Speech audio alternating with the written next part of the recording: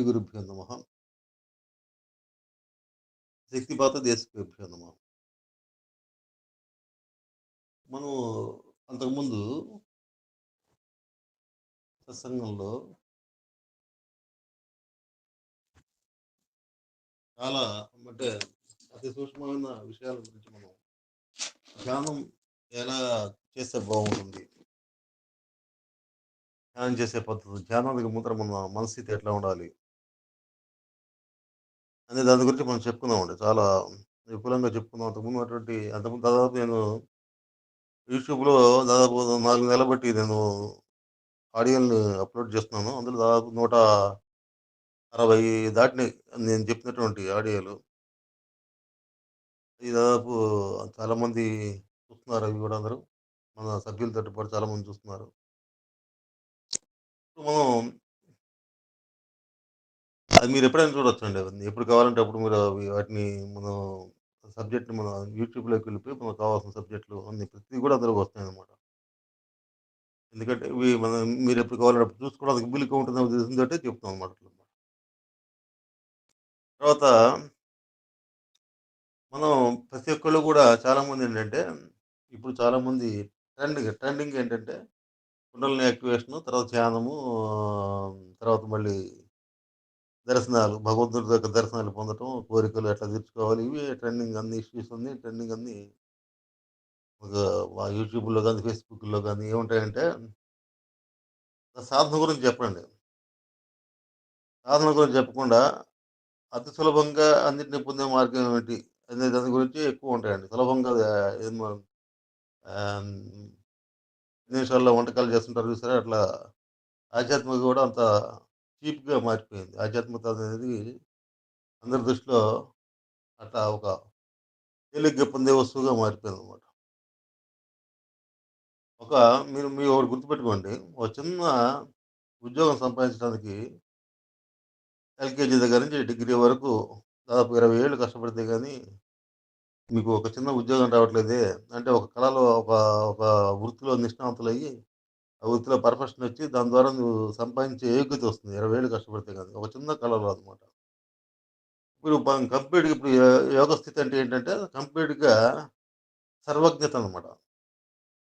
అంటే నీకు తెలియని విషయం అంటూ ఉండదు. యోగంలోకి వచ్చిన తర్వాత ఆ సమస్తం తెలియబడతాయన్నమాట.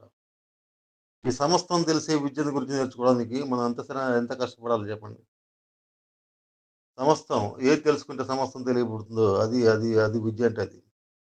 కాబట్టి సమస్తం తెలియపరిచేటువంటి విద్య ఏదైతే ఉందో అది అత్యున్నతం.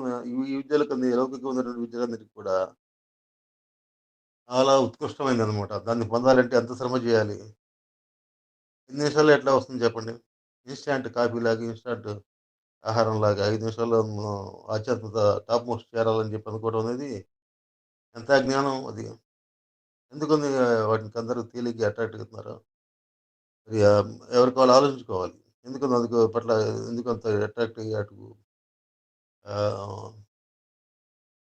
ఆహ్, అవి కష్టపడకుండా రావాలనేటటువంటి తత్వం మనుషులు అది ప్రబలింది బాగా. కలియుగం యొక్క ఎఫెక్ట్ కారణంగా కష్టమేం చేయకుండానే మన ఫలితం రావాలనేటువంటి గురువుగారిని పట్టుకుంటే సరిపోతుంది. గురువుగారు అన్నీ చూసుకుంటాడు. మనం చేయాల్సిన పని లేదు. గురువుగారికి నమస్కారం చేసొస్తే సరిపోతుందనే ఉద్దేశం ఉందన్నమాట. గురువు యాక్చువల్‌గా ఏంటంటే బాహ్య గురువు డైరెక్షన్ మాత్రం చెప్తాడండి. నీకు అంతర్గురువు ఉంటాడు లోపల. అదే ప్రాణశక్తి అనొచ్చు, లేకపోతే ఏమైనా అనొచ్చనమాట. అంతర్గురువు ఉంటదనమాట. అంతర్గురువు మనకి లోపల తత్వాల రూపంలో పనిచేస్తుంది. లోపల మన శరీరం లోపలుండి జీవన క్రియలు నడిపేది గాని, మనకు ఆలోచనలు ప్రతిదానికి కారణం ఎవరంటే లోపల ఉన్న ప్రాణశక్తే. అంతర్గురువు అనమాట. అది డైరెక్షన్ చూపిస్తుందనమాట.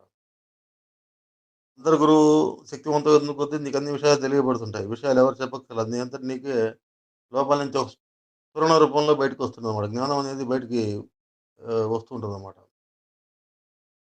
పరిపూర్ణ జ్ఞానం ఎట్ట కలుగుతుందండి? పూర్ణంగా యాక్టివేషన్ జరిగితే లోపల ఉన్నటువంటి ఆ ప్రాణశక్తి అతి సూక్ష్మ స్థాయిలోకి వెళ్ళినప్పుడు పూర్ణ జ్ఞానం అనేది కలుగుతుంది. ఆ! ఆ! ఆ! లైన్‌లో ఉండండి. మ్యూట్‌లో పెట్టండి సెల్లు. హ్మ్. కాబట్టి ఇదండి మనకు. కాబట్టి ఆ పూర్ణ స్థితిని, పూర్ణ జ్ఞాన స్థితిని పొందడానికి మనం ఏ రకంగా సాధన చేయాలి అది అది తెలుసుకోవాలండి. ఏ రకంగా సాధన చేస్తే మనకు ఆ స్థితి వస్తుందనేది ప్రతి ఒక్కడు మరి అది గురువు దగ్గర నేర్చుకోవాలండి. అది తెలుసుకోవాలి. తెలుసుకొని గురువు చెప్పినటువంటి విషయాలు ఏవైతే గురు స్థానంలో ఉన్నటువంటి గురువు చెప్పినటువంటి విషయాల్ని మనం ఏం చేయాలి? మనసులోకి తీసుకొని రిపీటెడ్‌గా వినటం అంటే సత్సంగం అంటే అదే ఇదనమాట. సత్సంగం ద్వారా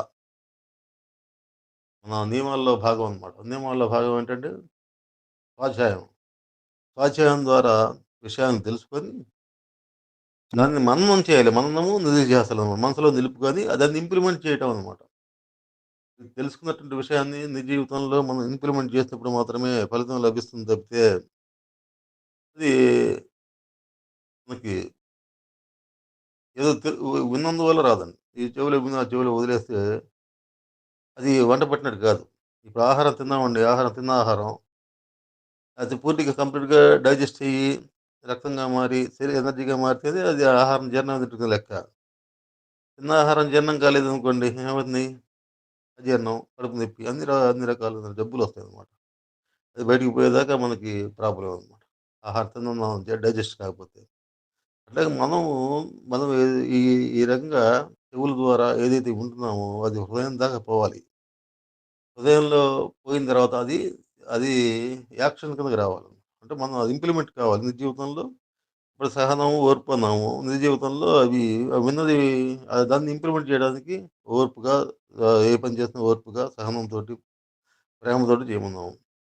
అవి నిజ జీవితంలో ప్రతి క్షణం అది గుర్తుపెట్టుకొని వాటిని మనం ఇంప్లిమెంట్ చేయడానికి ప్రయత్నం చేయాలి.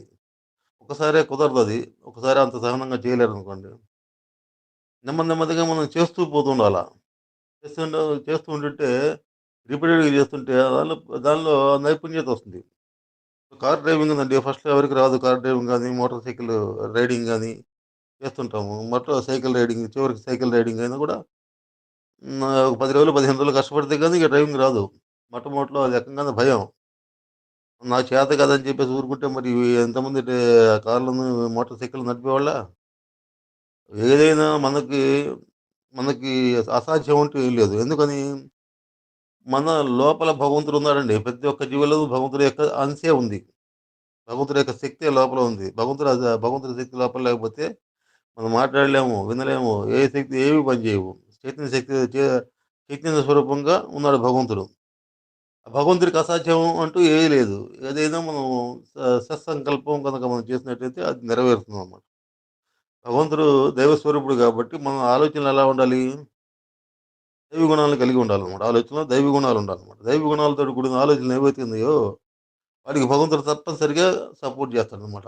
ఎందుకని లోపల ఏ క్షణాన్నైనా నువ్వు మంచిగా మారటానికి అవకాశం ఉంది. నాకు అన్ని చెడ్డ అలవాట్లే ఉందండి. నేను మారటానికి అవకాశం ఎన్నాళ్ళు పడుతున్నానంటే నీ లోపల అన్నిటిని కంట్రోల్ చేసేటువంటి భగవంతుడే ఉన్నాడు. సాక్షాత్తు లోపల ఉన్నాడు. ఆ భగవంతుడిని వెలికి తీయండి బయటికి. బయటికొచ్చే మార్గం చూపించండి. మా మా మార్గంగా బయటకొచ్చేటట్టుగా మీరు సాధన చేయండి. అంటే ఏంటి? దైవ గుణాలను నిరంతరం మనం అది ఎక్స్‌ప్రెస్ చేయాలి. ఏదైతే సహనం, ఓర్పు, దయ, ప్రేమ, క్షమ, నిజాయితీ, ధర్మం ఇవేవైతే ఉన్నాయో వాటిని పాటిస్తున్నప్పుడు ఏమవుతుందంటే భగవత్ శక్తి నీకు వెనకాల ఉండి అండగా ఉంటుందన్నమాట. ఒక మామూలు వ్యక్తికి వెనకాల ఒక మినిస్టర్‌కి గాని లేకపోతే ఒక బాగా ప్రఖ్యాతి పొందిన వ్యక్తికి గాని వెనకాల ఎవరుంటారండి? అంగరక్షకులుంటారు.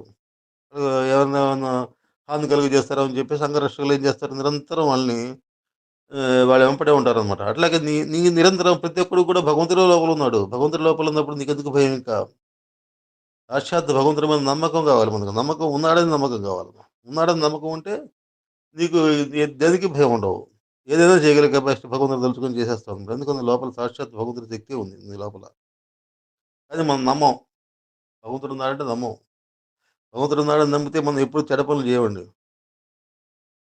సాక్షాత్ భగవంతుడు చూస్తున్నాడని చెప్పంటే మనం లోపల నుండి చూస్తున్నాడని చెప్పంటే మళ్ళా ఉన్న దుర్గుణాలు నీ ఎందుకొస్తాయండి ఇంకా?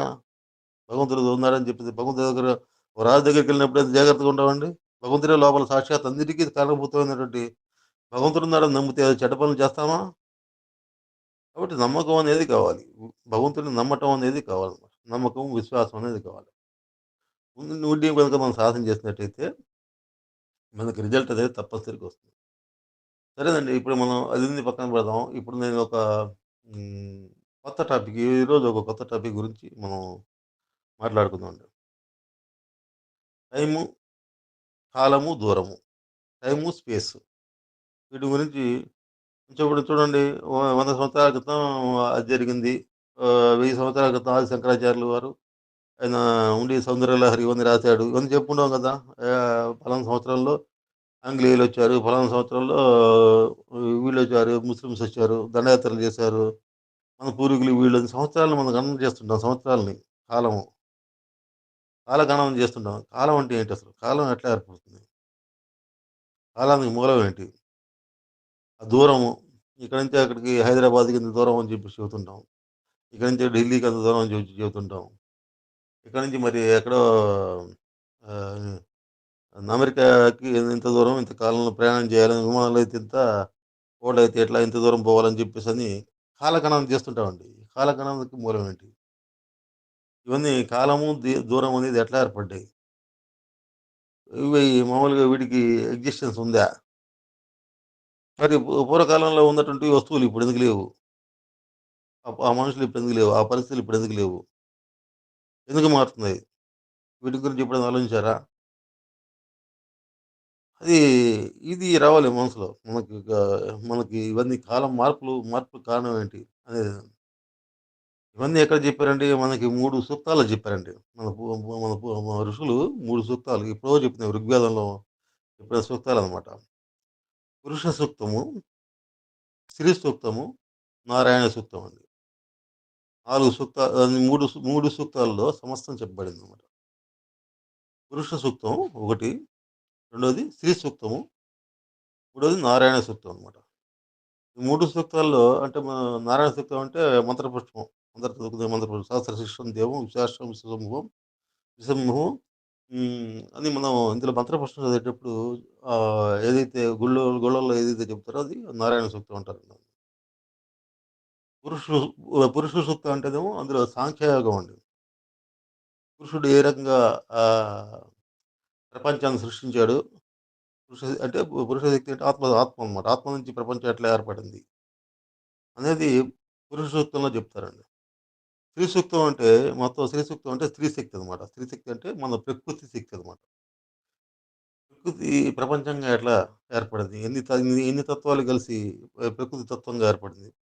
మనలో ఎన్నున్నాయి? ప్రకృతి తత్వాలు ఎన్నున్నాయి?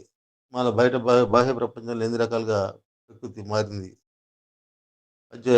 పంచభూతాల తర్వాత పంచప్రాణాలు, ఉపప్రాణాలు, మనోబుద్ధి, చిత్తహంకారాలు ఇవన్నీ కలిపి ఈ ప్రకృతి అంతర ప్రకృతి కింద బాహ్య ప్రకృతి కింద మారిందనమాట. అది ఆ బాహ్య ప్రకృతి యొక్క వ్యక్తీకరణ స్త్రీ సూక్తం అనమాట. స్త్రీ సూక్తం అంటే ఏంటంటే సమస్తం శక్తి స్వరూపమే అని చెప్పడం అనమాట. ప్రపంచం మొత్తం శక్తి స్వరూపమే.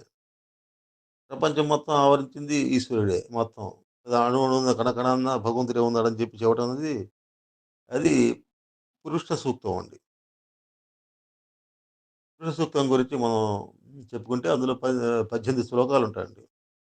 ఈ 18 శ్లోకాల్లో భగవంతుడి యొక్క విరాట్ స్వరూపాన్ని వర్ణిస్తారు అందులో. పురుష సూక్తం అంటే. తర్వాత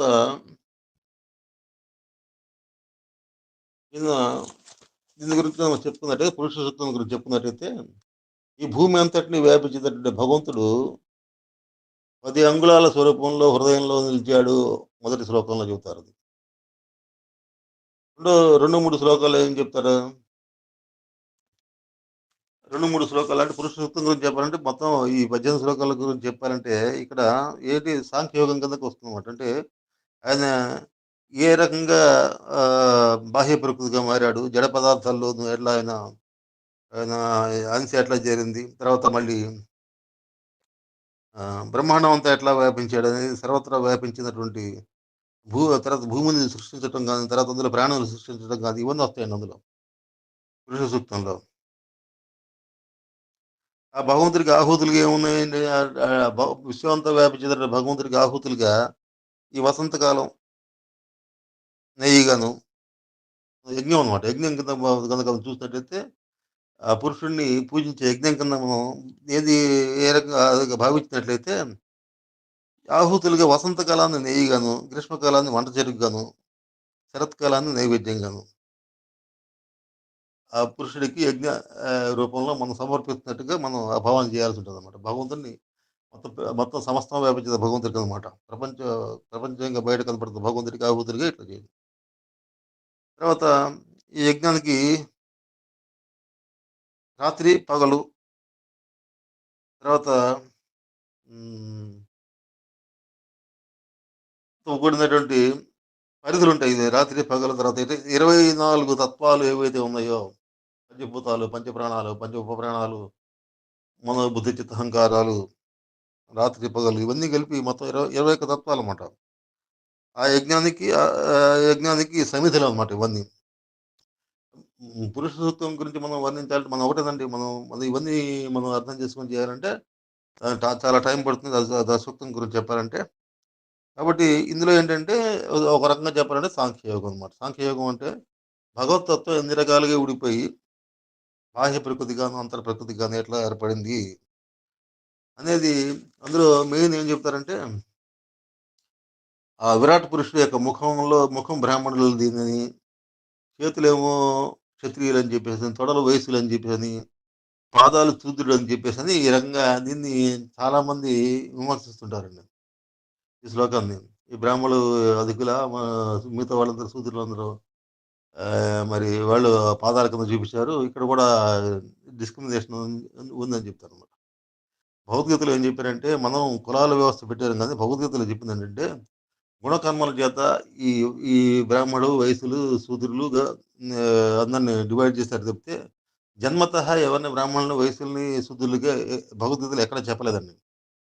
వాళ్ళు చేసే గుణకర్మలు, చేసేటువంటి కర్మను అనుసరించి బ్రాహ్మణులుగా మారటం గాని, ఇప్పుడు చూడండి ఋషులు కూడా వాళ్ళు మామూలు ఏ కులంలో ఉన్నా కూడా బ్రాహ్మణులుగా మారిన ఋషులు అనేక మంది ఉన్నారు. వాల్మీకి గాని వీళ్ళందరూ, వ్యాసుడు గాని అందరూ మామూలుగా వేరే కులం నుంచి బ్రాహ్మణులుగా మారిన సప్తఋషుల్లో గాని, మిగతా ఋషుల్లో గాని ఏం చాలామంది ఇతర కులాల నుంచి బ్రాహ్మణులుగా మారిన వాళ్ళు ఉన్నారనమాట.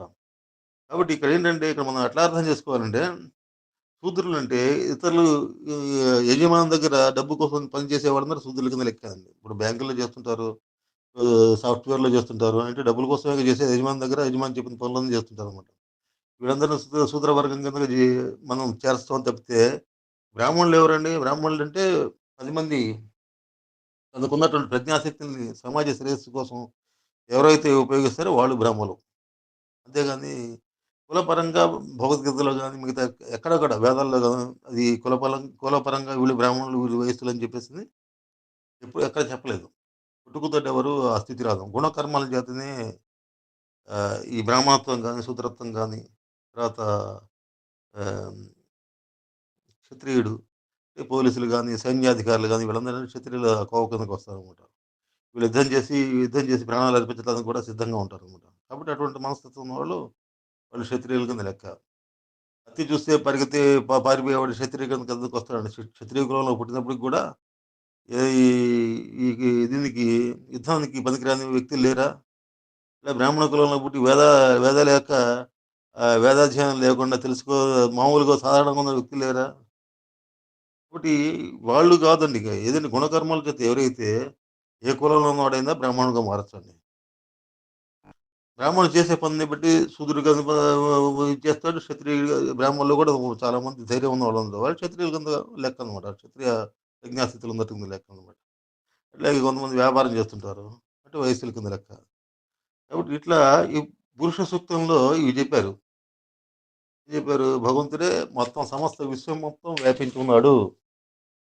పాదాలు గాని, తల గాని, చేతులు గాని మొత్తం సమస్తం గూడా అంటే ఇవన్నీ ఆ రకంగా వ్యాపించి ఉన్నాడు కాబట్టి ఇక ప్రపంచం నడుపబడుతుంది. రకరకాల వ్యక్తులతోటి కూడిన ప్రపంచం, రకరకాల మరి జీవులు అన్నీ సక్రమంగా వాడి ఈ ప్రపంచంలో అన్నిటిని వాటి యొక్క సృష్టి స్థితి లయలను చూడాలి కాబట్టి ఈ రకమైనటువంటి ఆహ్, భగవంతుడే అన్నిట్లో ఉండి అంతర్లీనంగా భగవంతుడే ఉన్నాడు. ప్రతి జీవిలో భగవంతుడి యొక్క హృదయంలో నివాసం ఉంటాడనమాట. అట్లా ఆహ్, ప్రపంచం మొత్తం వ్యాపించి ప్రతి ఒక్క జీవుల్లో హృదయంలో కూడా భగవంతుడే ఉంటాడు. భగవంతుడు ఉంటేనే నీకు చైతన్యం అనేది సచ్చిత్ ఆనంద స్వరూపం. భగవంతుడి యొక్క స్వరూపం ఏంటంటే సత్, చిత్, ఆనంద స్వరూపం. చైతన్యం అనేది ఎప్పుడొస్తుంది? భగవంతుడి శక్తి ఉంటేనే అక్కడ చైతన్య శక్తి ఉంటుంది. భగవంతుడి యొక్క భగవంతుడిని అంటే శివశక్తులి అభేదం అని చెప్పంటారు. కాబట్టి భగవంతుడి శక్తికిను, భగవంతుడికి తేడా లేదు. 2 ఒకటే. శక్తి ఎక్కడుంటదో భగవంతుడు అక్కడ ఉంటాడనమాట. భగవంతుడు ఎక్కడుంటాడో శక్తి అక్కడుంటుంది. రెండిటిని విడదీసి చూడలేమనమాట. కాబట్టి శివశక్తులంటే అదనమాట. ఇందులో సిరి సూక్తం ఏం చెబుతుందంటే, సిరి సూక్తంలో మనకి సమస్తం ఒకటే శక్తి అండి. శక్తి అనేది అభిన్నం. మనం మనం ఏంటి రకరకాల ఏనుగులు ఒక రకం ఏనుగులు విడిగా, చీమలను విడిగా రకరకాలుగా మనం బాహ్య ప్రపంచంలో ఏంటంటే వైవిధ్యం అనేది ఉంటుంది. రకరకాలుగా చూస్తుంటే నామరూపాలతోటి రకరకాలుగా కనపడుతుంది ప్రపంచం. సో, ఎక్కువ శక్తిలో తారతమ్యాల కారణంగా కొందికి ఎక్కువ శక్తితోటి, కొంత తక్కువ శక్తితోటి, రకరకాల రంగులతోటి, తర్వాత రకరకాల లక్షణాలతోటి కనపడుతుంది. కానీ అంతర్లీనంగా మనం చూసినట్టయితే శక్తి అంతా ఒకటే.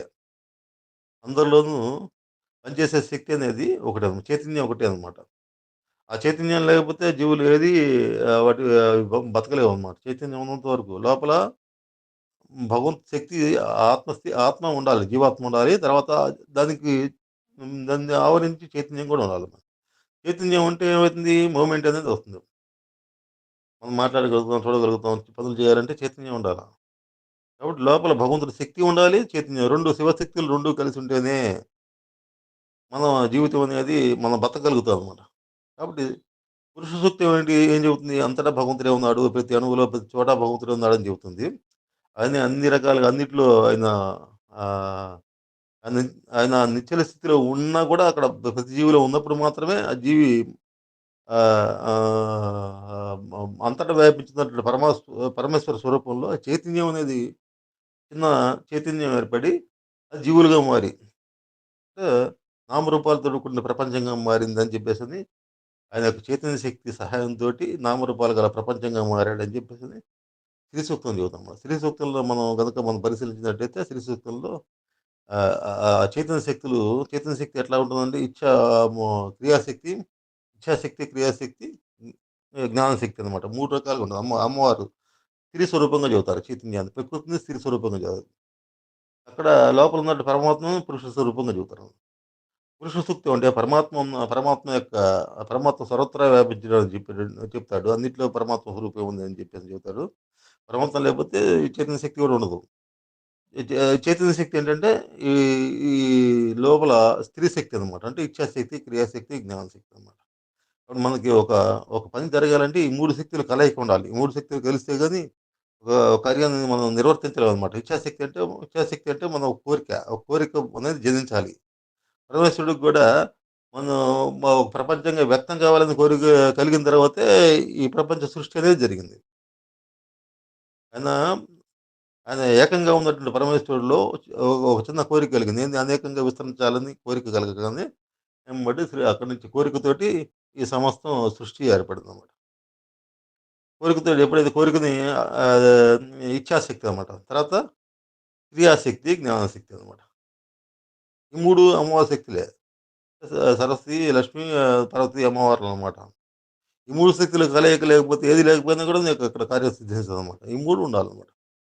కాబట్టి మనం ఆహ్, ఇచ్ఛాశక్తి ఏదైతే ఉందో, ఆ ఇచ్ఛాశక్తికి అనుగుణంగా ఈ మనకి ప్రపంచంలో మన చైతన్యం అనేది ఏం చేస్తుందంటే నామరూపాలు గల ప్రపంచాన్ని సృష్టిస్తుందన్నమాట. అది గుర్తుపెట్టుకోవాలి. అంటే ఏంటి ఈ ఈ 3 శక్తులు స్త్రీ శక్తి అయినటువంటి అమ్మవారి కారణంగా ప్రపంచంలో నామరూపాలు ఏర్పడ్డాయి. అందులో ఉండి కూడా పనిచేసేది ప్రాణశక్తి రూపంలో ఉండి పనిచేసేదేంటంటే స్త్రీ శక్తే. అమ్మవారి శక్తే పనిచేస్తుంది. అయ్యవారు లోపల ఉండి ఆయన ఆత్మ రూపంలో ఆయన నిర్వికల్ప నిరాకారంగా చూస్తుంటాడనమాట. హృదయంలో ఉంటాడనమాట. మనకి మంత్రపుష్పంలో ఏం చెప్తుందండి? అంతటా సహస్ర శీర్షాలతోటి సహస్ర బాహువులతోటి ఉన్నటువంటి భగవంతుడు ఎక్కడుంటాడంటే హృదయం లోపల అణియోర్ధ్రాయ వస్తు నీలత మధ్యస్థ జుజిల్లేఖేన భాస్కర నివార సుఖ వతంతి పీతా భాష్యం చణోపమా తస్యాశిఖాయ మధ్యే పరమాత్మ వ్యవస్థిత సభ్రమ సశివ సహరిస్తేంద్ర స్పష్టం పరమేశ్వర. అంటే అదేం చెప్తారు మంత్రపుష్పంలో ఏం చెప్తారు? మనకి అంతటా వ్యాపించినటువంటి భగవంతుడి శక్తి జీవుల హృదయంలో ఉండి ఎట్లా ఉంటాడండి? అత్యంత సూక్ష్మం. నీవార సుఖ వతంతి పిత భష్యంచణోపమా అణు రూపంలో భగవంతుడు ఉంటాడు. హృదయం లోపల ఉంటాడు. అనురూపంలో భగవంతుడు ఉంటేనే నీకు సమస్త చైతన్య ప్రక్రియ మనలో జరిగేటువంటి చైతన్య క్రియలు గాని, బాహ్యంగా జరిగేటువంటి ప్రపంచంలో మనం చూడగలుగుతాము. బాహ్యంగా నడ మనం ఆ కాంటాక్ట్స్ అనేవి ఉంటాయన్నమాట. లోపల ఉన్న ప్రకృతి అనేది ప్రాణశక్తి అనేది ఉంటుంది. లోపల జీవుడు పోయాడంటాడు. శరీరం వదిలిపెట్టి పోయాడని చెప్పండి. ఎక్కడికి పోతాడు జీవుడు మరి? లోపల మరి మరి అప్పుడు మనం గాలి ఆక్సిజన్ ప్రాణాధారం అయితే ఆక్సిజన్ పెట్టండి మనిషి బతుకుతాడు. ఆక్సిజన్ సిలిండర్ తీసుకొచ్చి పెట్టిన మనిషి బతకడు కదా! లోపల ఆ జీవశక్తి అనేది పరమాత్మ శక్తి అనేది వెళ్ళిపోంగానే, జీవాత్మ వెళ్ళిపోంగానే అన్ని ప్రక్రియలు ఆగిపోతాయి. లోపల ఉన్న చైతన్య శక్తి దానితోటి పాటు వెళ్ళిపోతుందన్నమాట. మళ్ళీ ఎక్కడికెళ్తుంది? వెళ్ళటానికి ఏదైనా ప్లేస్ ఏమైనా ఉందా? మొత్తం ఆత్మ అయినప్పుడు వెళ్ళటానికి ప్లేస్ ఏముంది? ప్రపంచం మొత్తం ఆత్మస్వరూపం అయినప్పుడు మరి వెళ్ళటానికి ఇంకో ప్లేస్ లేదు గదా! మరేంటి ఇది మరి ఈ వెళ్ళిన ఈ ఈ శరీరం వదిలేసినటువంటి జీవాత్మ ఎక్కడికెళ్తుంది? ఇదే అడుగుతుంది. నచికేతుడు కఠోపనిషత్తులో యముడిని అడుగుతాడన్నమాట. చనిపోయిన వాళ్ళు ఎక్కడికెళ్తున్నారు? చనిపోయిన వాళ్ళు నిజంగా వాళ్ళు నెక్స్ట్ ఎక్కడికి వెళ్తారని చెప్పి అడిగినప్పుడు ఆయన యముడు ఏం చెప్తాడంటే ఈయన్ని ఒక టెస్ట్ చేసి కుర్రవాడు నచికేతుడిని వైరాగ్యం ఉంది. ఇతను పనికొస్తాడని చెప్పేసి ఇది అర్థం చేసుకోగల కెపాసిటీ ఉందని చెప్పేసి అనుకున్న తర్వాత మాత్రమే ఆయన చెప్తాడన్నమాట. యదార్థంగా ఏం చెప్తాడు? ఎవరు పుట్టడం లేదు, ఎవరు చావట్లేదని చెబుతారు. అదేంటండి నా ముందు కళ్ళ ముందరే అందరూ పుడుతున్నారు, పెరుగుతున్నారు, చనిపోతున్నారు. మళ్ళీ మనం కళ్ళ ముందరే రకరకాల ఎంతో మందిని చూసుంటాం చనిపోతున్న వాళ్ళని. మరి ఎవరు పుట్టడం లేదు, ఎవరు చావట్లేదు అని చెప్పేసని ఈయన అబద్ధం చెబుతున్నాడా యముడు? అంటే ఇక్కడ మనం తెలుసుకోవాల్సిందేంటంటే శక్తికి, శక్తికి నాశనం లేదండి. మన లోపల ఉన్నటువంటి శక్తి ఏంటంటే ప్రాణశక్తే కదా! ప్రాణశక్తి పరమాత్మ శక్తి అన్నమాట. పరమాత్ముడే ఉన్నాడు లోపల. సర్వాంతర్యామైనటువంటి పరమాత్ముడే ఉన్నాడు. పరమాత్మ స్వరూపమే ఉంది. ఆ శక్తిలో ఆ శక్తి అంతటా వ్యాపించింది. ఆ శక్తిని నాశనం చేయలేము. దాన్ని పుట్టించలేము, నాశనం చేయలేము. ఈ is equal to MC square అంటాడు ఐన్‌స్టీన్. ఈ is equal to MC square. స శక్తి నిత్యత్వ సూత్రం అంటాడనమాట. అంటే ఆయన ఏం చెబుతాడు ఫిజికల్ ఫార్మ్‌లో శాస్త్రవేత్తలు చెప్పేదేంటంటే, శక్తి ఒక ఫారం నుంచి ఇంకో ఫారంకి ఒక ఒక రూపం నుంచి ఇంకో రూపంకి మారుతుంది తప్పితే, శక్తిని ఎవరు పుట్టించలేరు, నాశనం చేయలేరు అని చెబుతాడు. ఆయన చెప్పింది మన శాస్త్రవేత్తలు కనుక్కున్న విషయం కూడా అదే. శక్తిని ఎవరు పుట్టించట్లేదు, లేదు, ఎవరు నాశనం చేయలేరు. ఒక ఫారంలో ఇప్పుడు నీళ్లున్నాయండి. నీళ్లు మనం ఫ్రిడ్జ్‌లో పెడితే ఏమంటుంది ఐస్ ముక్కలుగా మారిపోతుంది. ఆ నీరే ఐస్ ముక్కగా మారుతుంది. దాన్ని స్టవ్ మీద పెడితే ఆవిరిగా మారిపోయి గాలిలో కలిసిపోతుంది. నీరు లేవని చెప్పగలమా అక్కడ? నీళ్ళన్నీ ఏమైనాయి మరి? ఉన్నాయి. ఎక్కడున్నాయి? ఆవిరి రూపంలో వాతావరణంలో ఉన్నాయి. కాబట్టి మనకు కనపడినంత మాత్రాన లేవని చెప్పి అనుకుంటే ఎట్లా? అట్లాగే మనం ఇప్పుడు మనకి ఆకాశంలో మనం చూస్తుంటాం. పైకి చూస్తే అన్నీ ఖాళీగా కనపడుతుంది. ఆకాశం అంతా ఖాళీగా కనపడుతుంది. ఆకాశంలో 4 రకాలైనటువంటి స్థాయిలున్నాయి అందులో. ఆకాశంలో కూడా మొత్తం అందులో ఆహ్, ఈథర్ తోటి నిండిపోయి ఉంటదన్నమాట.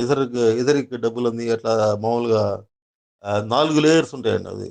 మనకు శూన్యంగా కనపడుతున్నప్పుడు కూడా ఆకాశం మొత్తం శక్తితో నిండిపోయింది ఆకాశం మొత్తం.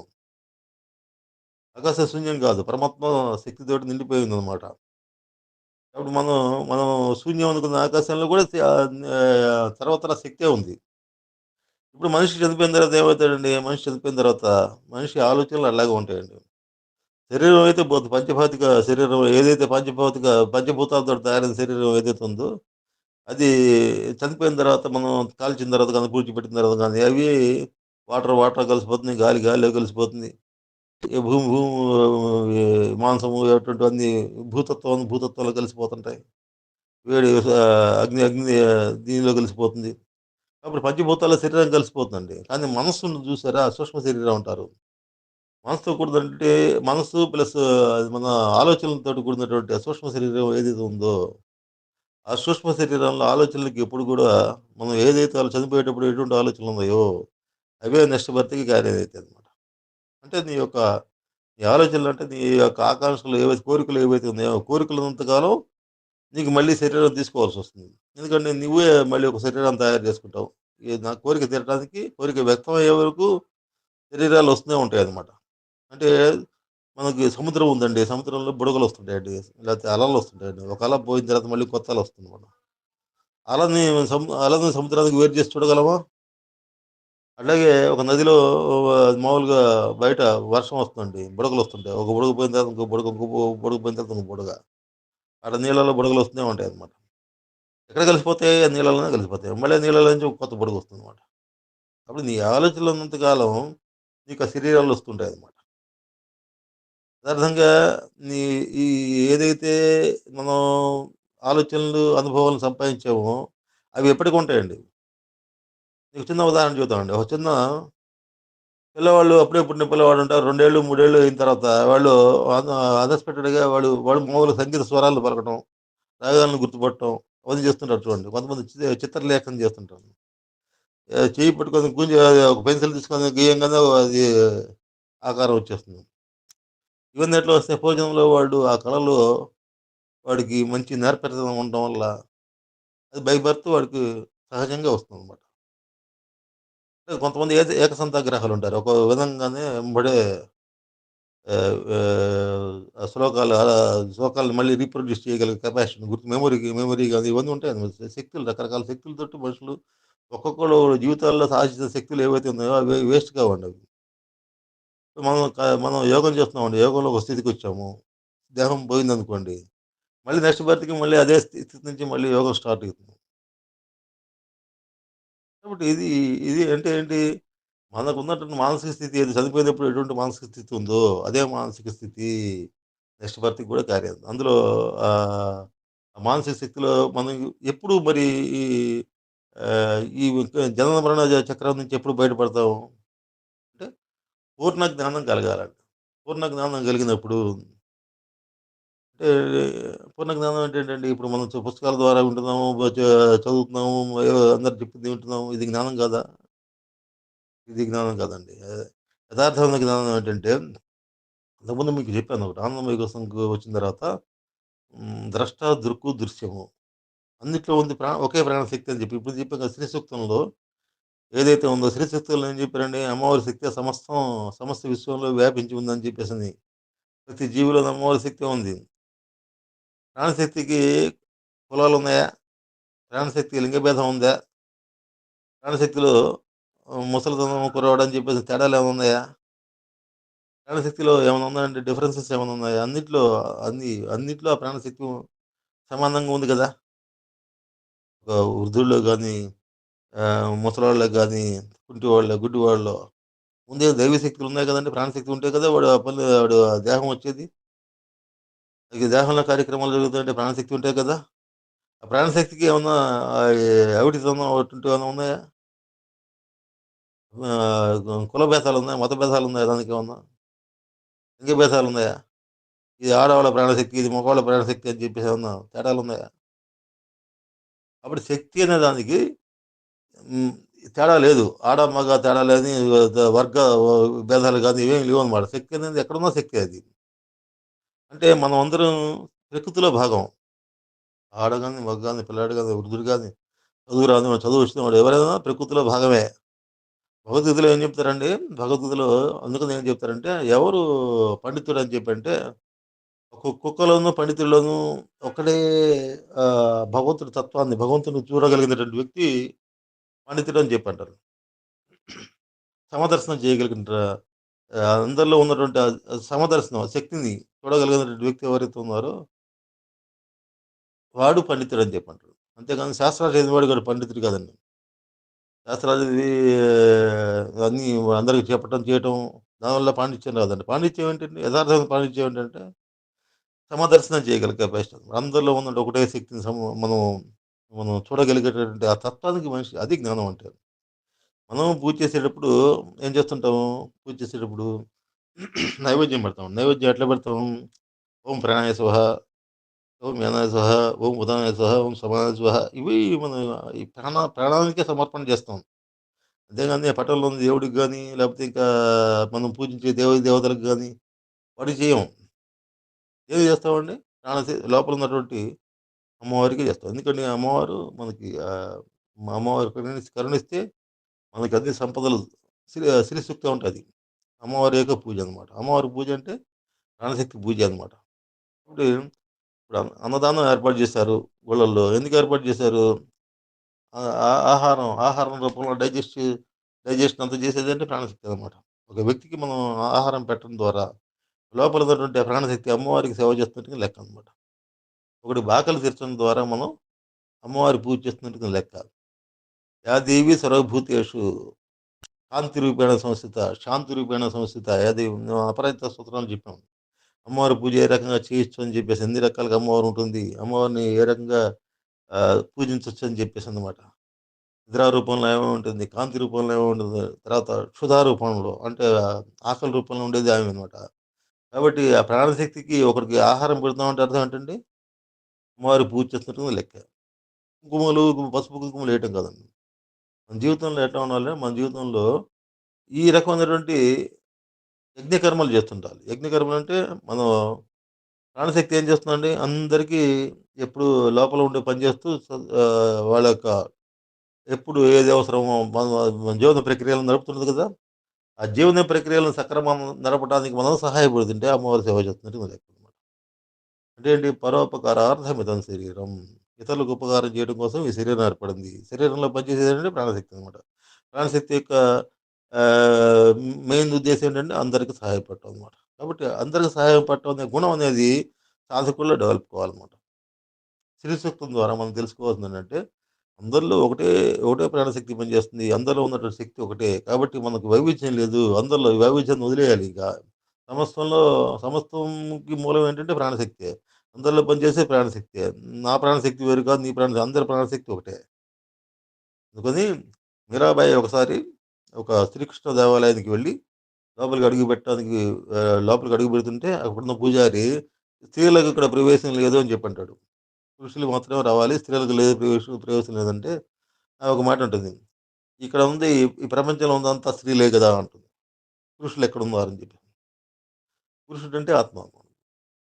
మిగతా ప్రకృతి అంటే సమస్త జీవులు ఆడ, మగ, చిన్న, పెద్ద అనేది లేదు. సమస్త జీవులు ప్రకృతి కిందకి వస్తారనమాట. ఈ ప్రకృతిని ఏమంటారు, స్త్రీ స్వరూపం కింద చూస్తారు. పురుషుడినేమో ఆత్మస్వరూపం. ఆత్మని పురుష స్వరూపంగా చూస్తారనమాట. కాబట్టి శ్రీకృష్ణ పరమాత్మని పురుష స్వరూపంగా చూస్తున్నప్పుడు, ప్రకృతి మొత్తం ప్రపంచంలో ఉన్న సమస్త జీవరాశులు కూడా స్త్రీ స్వరూపమే కదా! ఇక్కడ ఆడ, మగ తేడాలు మనం ఏర్పరచుకున్నాం. ఒకే మనసు ఒక ఒక స్త్రీని తల్లిగాను, చెల్లిగాను, తర్వాత స్నేహితులుగాను అట్లా రకరకాలుగా అనమాట. అన్ని రకరకాల వైవిధ్యాలతోటి ఒకే స్త్రీని, స్త్రీ స్వరూపాన్ని అనేక రకాలుగా మనం అమ్మమ్మగా, తల్లిగాను రకరకాలుగా మనం భావిస్తున్నాం.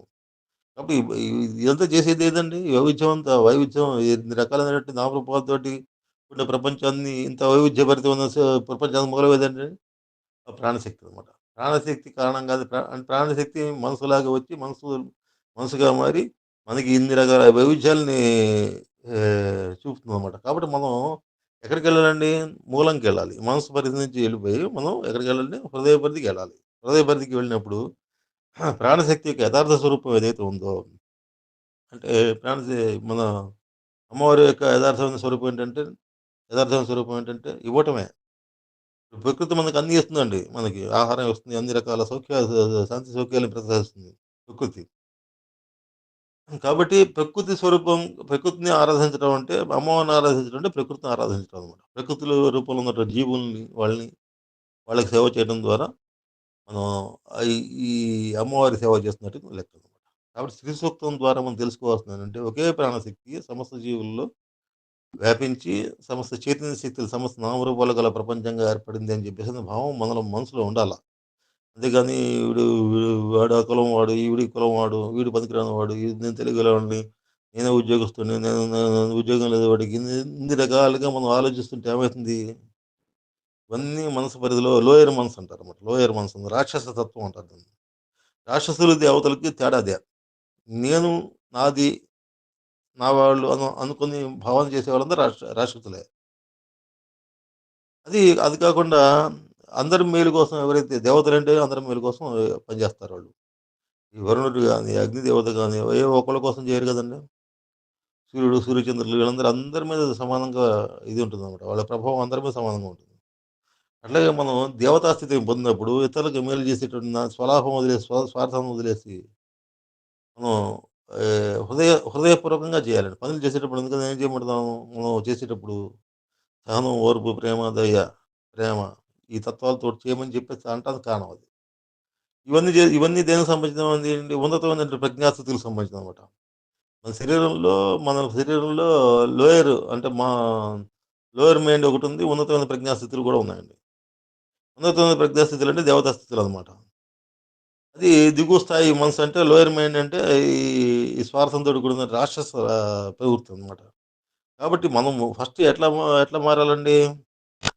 మనం దేవతా స్థితికెళ్ళాలి. తన్నే మనఃశివ సంకల్పమస్తు అని చెప్పేదంటే మన మనసు శివ సంకల్పంతోటి శివుడు శివుడి తత్వం చూడండి ఎట్లా ఉంటుంది. శివతత్వం. శివతత్వం 10 మందికి మేలు. ఇప్పుడు మామూలుగా క్షీరసాగర మథనం చేస్తున్నప్పుడు ఫస్ట్ ఏమొస్తుందంటే హాలాహలం వస్తుంది. చూడంగానే దేవతలు, రాక్షసులు పారిపోతారు. అది చూడంగానే. ఎవరు దాన్ని కంట్రోల్ చేసే కెపాసిటీ ఎవరికుండదు. శివుడు వచ్చి ముందరకొచ్చి హాలాహలాన్ని ఆయన తాగుతాడన్నమాట. అంటే ఇతరుల క్షేమం కోసం ఆయన ఇతర లోకాలన్నిట్లన లోకాల క్షేమం కోసం ఆయన ఏం చేస్తే గరళాన్ని స్వీకరిస్తాడనమాట. అంటే ఏంటి మన తత్వం అట్లా ఉండాలి. మన తత్వం అంటే దేవతా స్వరూపం అంటే ఏంటి? ఇతరుల మేలు కోసం మనం చేసేట మనం మన బ మన సంకల్పం అట్లా ఉండాలి. ఎప్పుడు కూడా ఇతరుల మేలు కోసం మనం ఎప్పుడైతే మనం ఆలోచిస్తామో, అప్పుడు మనకి అదే సాధన. ఇంకా వేరే సాధన ఏం లేదు. ఈ ధ్యానాలు చేయకల్లా, జపాలు చేయకల్లా, తపాలు చేయకల్లా ఏం చేయక్కర్లా. తన్మే మనస్సేవ సంకల్పమస్తు. అంటే ఆ శివుడిలాగా మన మనసు మారిపోయి, ఆ మంచి సంకల్పాలతోటి, మంచి ఆలోచనలతోటి మనకొచ్చే ప్రతి ఆలోచన సకారాత్మకంగా ఉండాలన్నమాట. నకారాత్మకంగా కాకుండా సకారాత్మకంగా అనమాట. పాజిటివ్ థింకింగ్ ఉండాలన్నమాట. ఏదేమన్నా శివుడేమన్నా గరళం తాగేటప్పుడు ఏమన్నా ఆశించాడా? నీకు నేను ఇది తాగుతున్నా మీరందరూ నా దగ్గరే ఉండాలి, నాకు సేవ చేయాలి అని చెప్పేసి ఏమన్నా అన్నాడా? ఏది ఆశించకుండా సంతోషంగా త్యాగం చేయగలిగే స్థితి అది శివుడి సంకల్పం అంటారు. శివ సంకల్పం అంటే అదనమాట. శివుడు ఎప్పుడు కూడా మంచిది, లోకాల క్షేమం కోరుతుంటాడనమాట. మహాదేవుడు అంటారు అందుకని. కాబట్టి ఇదండి. తర్వాత ఈ మంత్రపుష్పం ద్వారా పురుష సూక్తము, స్త్రీ సూక్తము రెండిటికి యొక్క సమన్వయం ఎక్కడ వస్తుందంటే మంత్రపుష్పంలో వస్తుందండి. మంత్రపుష్పంలో ఏంటి ఈ రకంగా సమస్తం ఆహ్, మనం ప్రపంచం మొత్తం బాహ్య ప్రపంచంగా మరి ఇందులో బాహ్య ప్రపంచంలో ఇట్లా పెద్ద ఆకాశంలో నక్షత్రాలు, గ్రహమండలాలు ఇవన్నీ ఉన్నాయి గదా! ఇంతగా వ్యాపించినటువంటి పరమాత్మ స్వరూపం మరి ఎక్కడున్నాడండి? లోపల అత్యంత అణువు రూపంలో ప్రతి ఒక్కడి హృదయంలో గూడా ఉన్నాడనమాట ఆయన. బయట ఆయనే ఉన్నాడు. లోపల ఆయన ఉన్నాడు. కాబట్టి ఆ వ్యాప్తి ఆహ్, వ ఆహ్, ప్రపంచం మొత్తం వ్యాపించినటువంటి గొప్ప శక్తి ఏదైతే ఉందో, భగవంతుడి స్వరూపం ఏదైతే ఉందో, అది మన హృదయంలో ఉండి నిరంతరం మనల్ని నడిపిస్తూ ఉంది. కాబట్టి పరమాత్మని రెండిటిని కలపడం అనమాట. ఇక్కడ పురుష సూక్తం, స్త్రీ సూక్తంలో ఈ రెండిటి యొక్క సమన్వయం ఇందులో ఉంటుంది. నారాయణ సూక్తంలో ఉంటుందన్నమాట. మన దేవాలయాల్లో మంత్రపుష్పం అనేది తప్పనిసరిగా ఉంటుంది. అష్టోత్తరాలు అవన్నీ చదివిన తర్వాత, పూజ చేసిన తర్వాత మంత్రపుష్పం చెప్తారన్నమాట. మంత్రపుష్పం యొక్క అర్థం యదార్థమైన అర్థం ఏంటంటే, అందులో సాక్షాత్తు భగవంతుడే ఉన్నాడు లోపల. కాబట్టి ఆయనే అన్నిటికి మూలము. కాబట్టి నా నా నా సంకల్పాలన్నీ శివ సంకల్పం కావాలి, పవిత్రంగా ఉండాలని చెప్పేసని మనస్ఫూర్తిగా కోరుకోవటం అండి అది. "తన్మే మనస్ శివ సంకల్పమస్తు." నా మనసు శివ సంకల్పానికి ఒక వేదిక కావాలని చెప్పి కోరుకోవడం అనమాట. మంత్రపుష్పం యొక్క అర్థం అదనమాట. కాబట్టి అంతటా వ్యాపించినటువంటి సహస్రశీర్షం దేవం శాశ్వతం విశ్వసంభువం విశ్వం నారాయణం దేవమక్షరం పరమం పదం విశ్వత పరమానందిత్యం. మీకు తెలుసు కదా మంత్రపుష్పం? అది నారాయణ సూక్తం అంటారనమాట. అంటే అంతటా వ్యాపించినటువంటి పరమాత్మ నా హృదయంలో ఉండి నన్ను నడిపించాలి.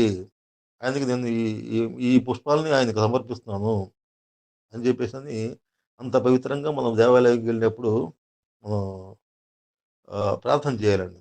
మంత్రపుష్పం అంటే మన లోపల ఉన్నటువంటి హృదయంలో ఉన్నటువంటి భగవంతుడి యొక్క శక్తిని మేలుకొల్పాలనమాట. అంటే మన హృదయంలో శక్తి ఎప్పుడు మేలుకుంటుందండి?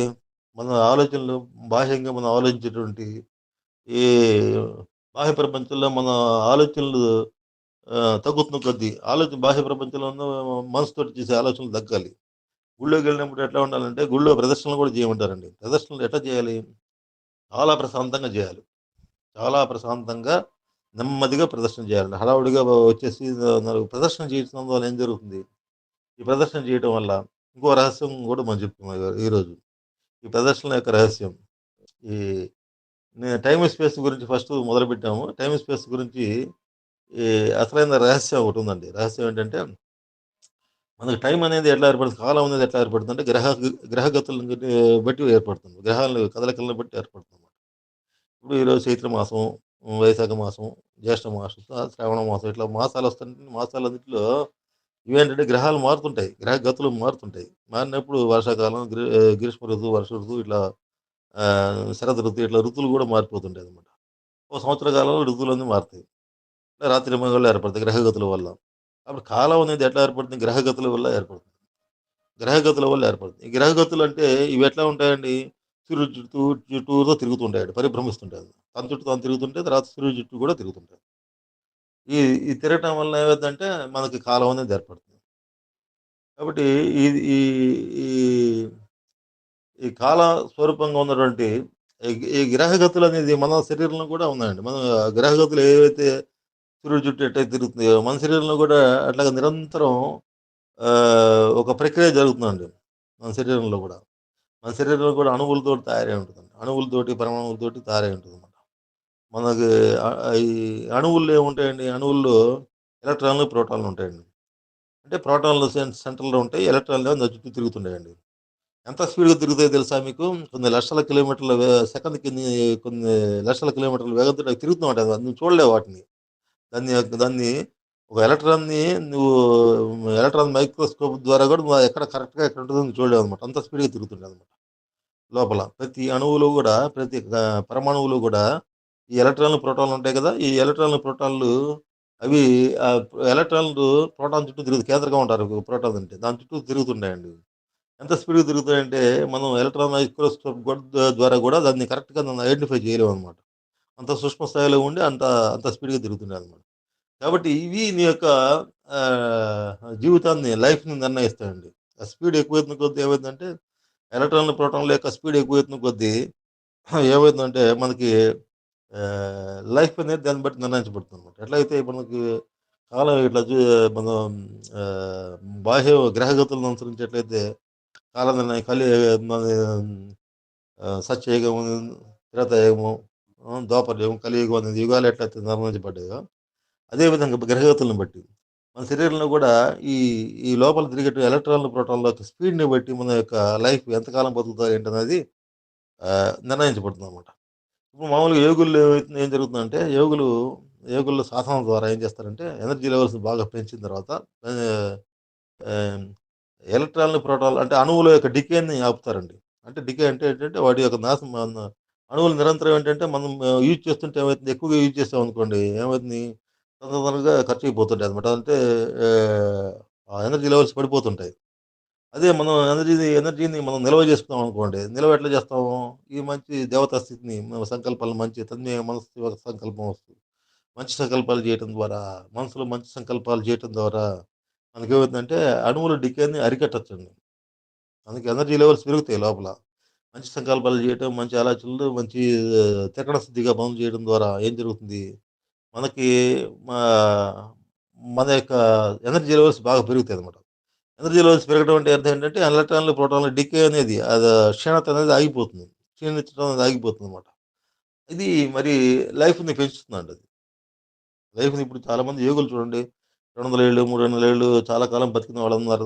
త్రైలింగ స్వామి రెండు చాలా కాలం బతికాడు. 300, 400 ఏళ్ళు బతికాడాయన. లే అందరూ రామకృష్ణ పరమహంస కూడా చూసొచ్చాడు ఆయన త్రైలింగ స్వామిని. అట్లాగే ఇప్పటికి కూడా మరి మహావతార్ బాబాజీ ఉన్నారంట. 2500 సంవత్సరాలు ఉన్నాయంటారు వయసు ఆయనకి. మరి ఎలా ఉండగలుగుతున్నాడు ఇవన్నీ?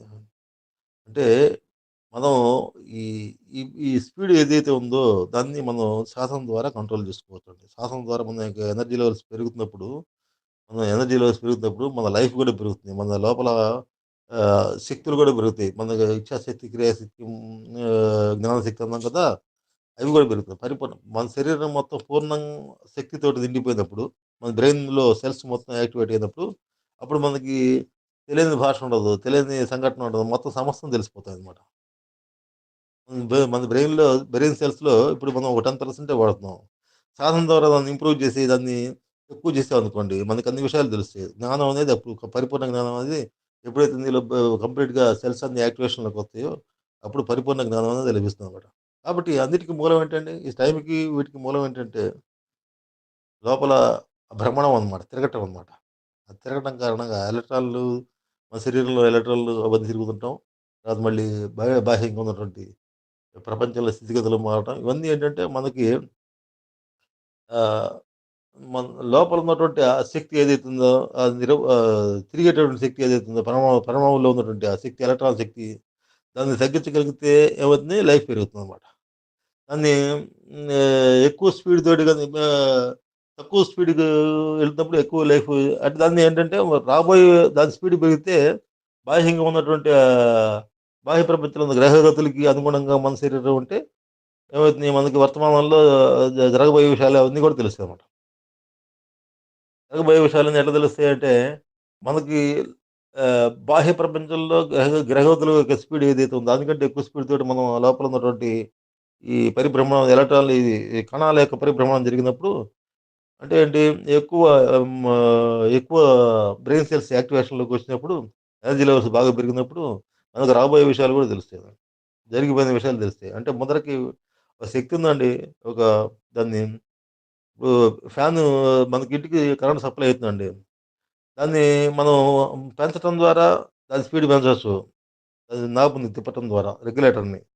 ఆ రెగ్యులేటర్ గనక అసలుంటే ఎనర్జీ అంటే ఉంటే పెంచొచ్చు, తగ్గించొచ్చు. ఎనర్జీ లేకపోతే ఏం చేయలేం. కాబట్టి మనం ఏం చేయాలి? మనం ఈ సాధన ద్వారా ఎనర్జీ లెవెల్స్ పెంచుకున్నప్పుడు ఒక స్థాయికొచ్చినప్పుడు ఏంటంటే మన ఎనర్జీ లెవెల్స్ కావాల్సినప్పుడు పెంచొచ్చు.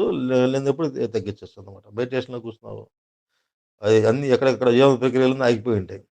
ఆహ్, ఈ ఈ నిరంతరం ఎలక్ట్రాన్‌లో ఈ రకంగా తిరగటం ఎలక్ట్రాన్‌లో అదే మాములు పరమాణువులో ఈ రకమైన జీవన క్రియలు జరగడం వల్ల ఏమైతుందంటే మనకి ఎనర్జీ అనేది మనకు క్రియేట్ అయితుంది. మన పనులు చేయగలుగుతాం. మాట్లాడటం గాని, చేయటం గాని దీనివల్ల ఏమవుతుందంటే ఎనర్జీ ఖర్చు అవుతుంది మరి.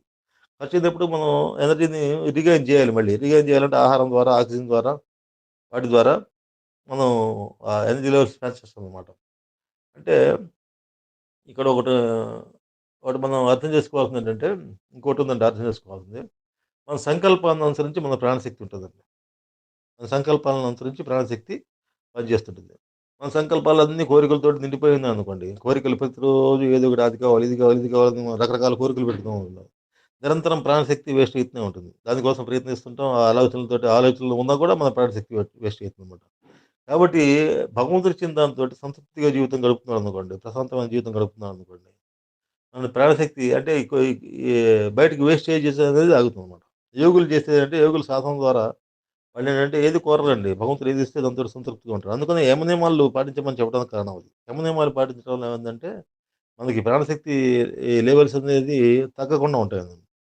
ప్రాణశక్తి పెరుగుతున్న కొద్దీ ఏమవుతుందంటే శరీరంలో మా మనసు సూక్ష్మ స్థాయికెళ్తుంది. ప్రాణశక్తి కూడా సూక్ష్మ స్థాయికెళ్తుంది. కాబట్టి మనం నిరంతరం ఏంటంటే యమ నియమాల ద్వారా మన ప్రాణశక్తి లెవెల్‌ని మనం స్థిరం చేసుకోవడానికి మనం ప్రయత్నం చేయాలి. నిజ జీవితంలో యమ నియమాలు పాటించడం ద్వారా తర్వాత ఆహ్, చక్కగా మనం ఈ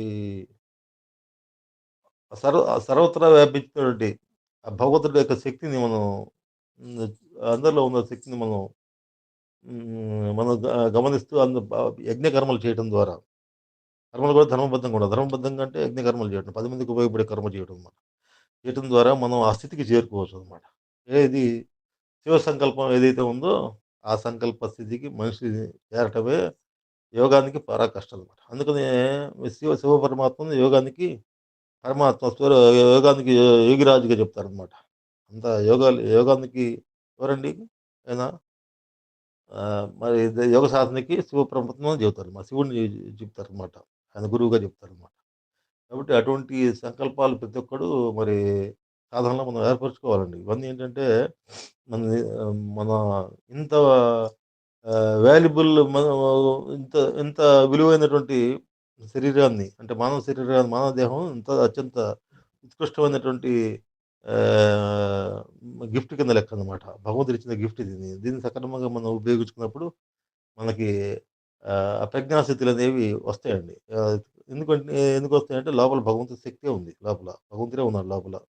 కాబట్టి ఆ భగవంతుని పైన విశ్వాసంతోటి, గురువు పైన విశ్వాసంతోటి ధర్మబద్ధంగా మనం జీవించినప్పుడు మనకు ఆ శక్తుల యొక్క ఇది యథార్థ భగవంతుడి యొక్క శక్తి యొక్క అనుభవం అనేది కలుగుతుంది. అందులో నిస్సందేహంగా అనమాట. యథార్థమైన సాధన అంటే ఇదే. సాధన అంటే ఒక గంట సేపు మెడిటేషన్‌లో కూర్చోవటం, లేకపోతే ఇంకేమన్నా ఆహ్, అష్టోత్తరాలు చేయించుకోవడం, గుడికి పోయి అష్టోత్తరాలు చేయించుకోవడం కాదండి. ఇది మనలో మనలో ఆ రకమైనటువంటి అవేర్‌నెస్ అనేది రావాలి. మొత్తం భగవంతుడి స్వరూపమే. సమస్తం భగవంతుడే ఉన్నాడు. అందరిలో భగవంతుడే ఉన్నాడు. అందరు మన యొక్క అంతిమ ప్రయాణం ఏంటంటే సెల్ఫ్ రియలైజేషను. మనం పుట్టింది దానికోసం అనేటువంటి ఆ విశ్వాసంతోటి, దానితోటి మనం ప్రయత్నం చేస్తున్నప్పుడు ఏం జరుగుతుందంటే, మనకి భగవంతుడి యొక్క అనుగ్రహం లభించి, ఈ జన్మలో మనం ఉత్కృష్టమైనటువంటి స్థితిని పొందేటువంటి అవకాశం ఉంటుంది. కాబట్టి అటు ఉన్నత స్థితిని అందరికీ ఆ గురు పరంపర యొక్క అనుగ్రహంతో అందరికి కలగాలని ఆశిస్తూ మరి గంట సేపు అయిపోయింది ఇప్పటికి. 55 నిమిషాలయిందండి. 55 నిమిషాలయింది. మరి వచ్చే వారం మళ్ళీ దీని మీద మళ్ళీ ఈ టాపిక్ మీద కొంత వివరంగా చెప్పుకుందామండి. అందరూ రండి. ఈరోజు రాలేని వాళ్ళు ఎవరైనా ఉంటే యూట్యూబ్‌లో వస్తుంది. వినండి అది దానికి సంబంధించింది. కాబట్టి యూట్యూబ్ మాత్రం అప్పుడప్పుడు చూస్తూ ఉండండి. కనీసం ఫుల్‌గా చూసినప్పుడు మీకు ఆ వ్యూయర్స్ పెరిగి మనకేమైతుందంటే, మనకి నెక్స్ట్ కొంతమందికి అది పంపుతారనమాట. యూట్యూబ్ వాళ్ళ ఇదేంటంటే మనం చూడాలి. మధ్యలో చూడకుండా మనం వదిలేసామనుకోండి. చూసి చూ చివరి వరకు చూస్తే గాని నెక్స్ట్ ఇంకొంతమందికి పోతాం. లేకపోతే ఆగిపోతుందనమాట. మామున్న కొద్దిమందైతే మన ఫ్రెండ్స్‌కి వాళ్ళకి పంపండి. మీరు బాగుంటే, మీకు బాగుంది పర్వాలేదు అర్థం చేసుకోగలరు అనుకుంటే సాధనలో సాధనా పరులుంటారు కదా! వాళ్ళకి కూడా ఇటువంటి పంపండి చక్కగా. మీరందరూ బాగుండాలి. తర్వాత అందరూ బాగుండాలి. అందరిలో మనం ఉండాలని చెప్పేసని అది సూత్రం ప్రకారం మనం చక్కగా హ్యాపీగా, సంతోషంగా అందరం ఉందాం. సమాజ శ్రేయస్సు కోసం మనం మన వంతు ప్రయత్నం చేద్దాం. సర్వే జనాః సుఖినో భవంతు. లోకాః సమస్తాః సుఖినో భవంతు. కదండీ! నమస్కారం.